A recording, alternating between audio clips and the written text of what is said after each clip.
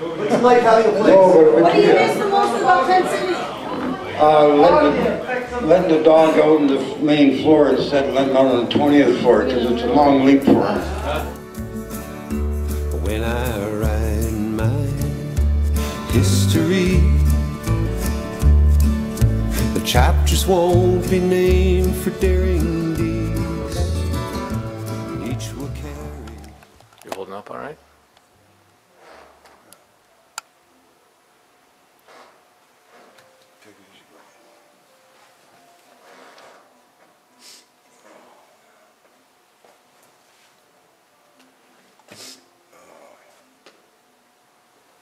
He does look peaceful.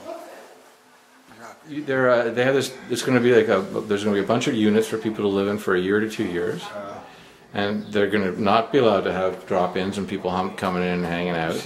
And then they're going to have counseling and vocational training and therapy, and it's going to be an in-house system. And can you imagine why they might be doing this?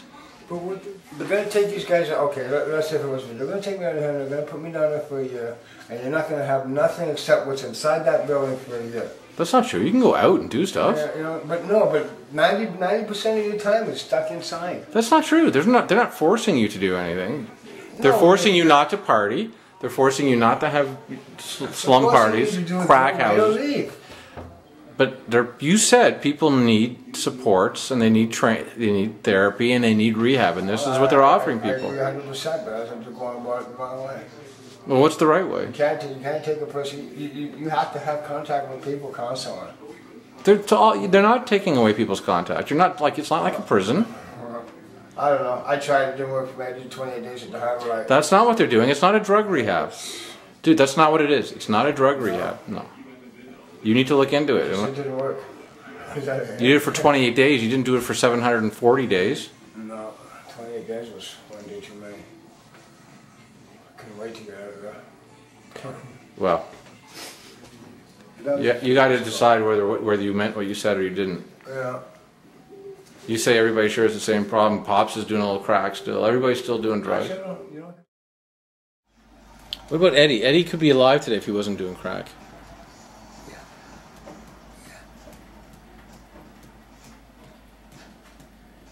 Yeah. Eddie was in so much pain that he smoked crack every day. Kill the pain, I know. I get in pain too, my arthritis and that a lot of times too. But that's not the reason I smoke. I smoke to lose myself. But that's what he said too, exactly the same words. He smokes to lose himself. Yeah. Why do you want to lose yourself, Pop? Because you don't want your memories, too many memories back. That's just one. The past is the past. You can never ever live the past. So why do they? Are you saying your memories come back to haunt you? Sometimes. And so smoking crack relieves that for you? Relieves them, yeah.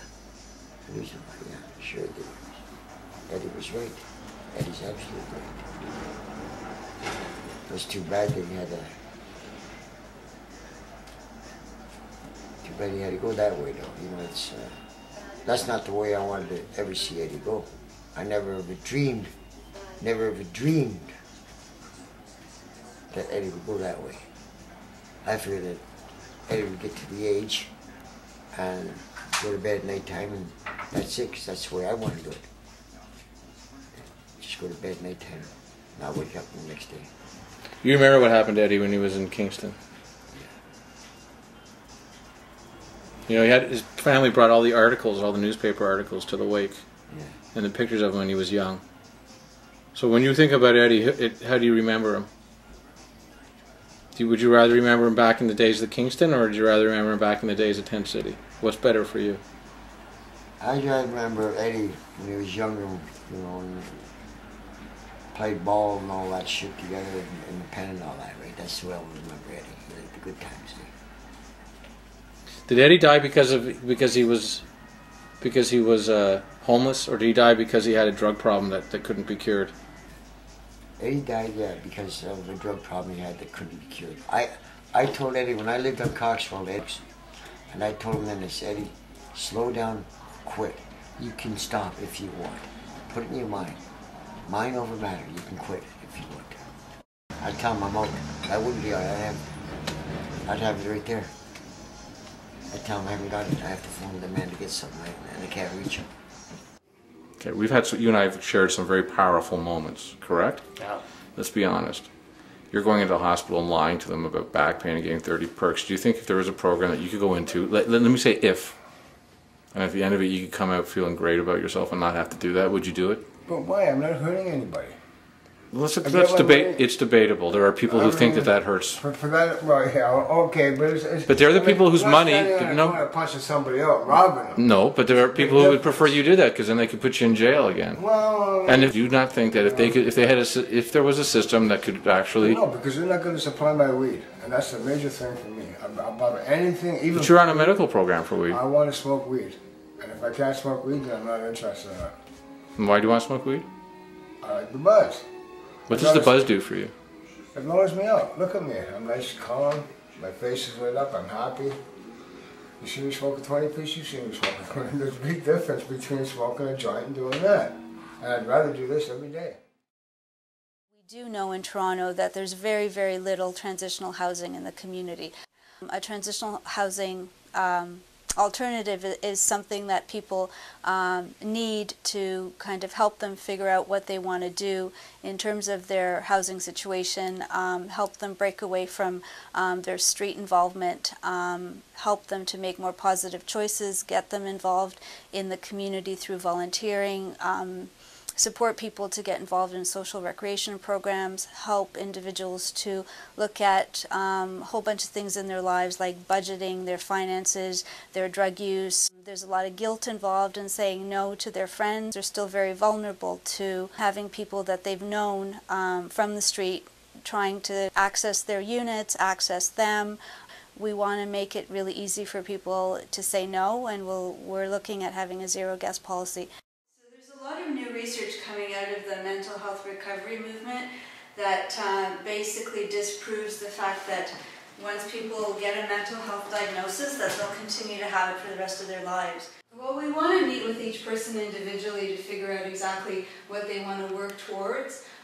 We know that from the research that's coming out of mental health recovery that it actually helps to work with people to set higher goals that people feel that sometimes they can't achieve. But it gives people hope and something to work towards. So we're also finding more and more through the research that people need to have a sense of community, a sense of belonging, reduced social isolation to make it work for them, as well as get involved in their communities and also get involved with helping one another. So those are the kinds of things that we want to build into the program here, into First Step to Home, so that we can best support people to make the transition from homelessness to being housed permanently. They make us feel like they're part of the community. You know, like they don't think they're not thieves. We're not thieves. They don't look at it that way. We're not stealing from nobody. It's very important to be part of the community. At least you're contributing. You're doing something with yourself. You're not harming nobody. There's no harm in going in that. I'm not hurting nobody. Hold on. What was that? There's two good little chairs. So what was your score for tonight? Hey? How much did I make all together tonight? 8, 9, 10, 11, 12, 13, 13.50. Not bad. Plus? Plus this? All together. No, I count them all together. But the two chairs too. Plus 2 chairs. Plus I got a home already. And you got the hell out of the house. And I got the hell out of the house. Go on. And I'll be out of the house again tonight. 2 or 3 o'clock in the morning. Doing what? Go look for balls. You never know when I'm going to go out. An hour sleep, half an hour sleep, and I'm up.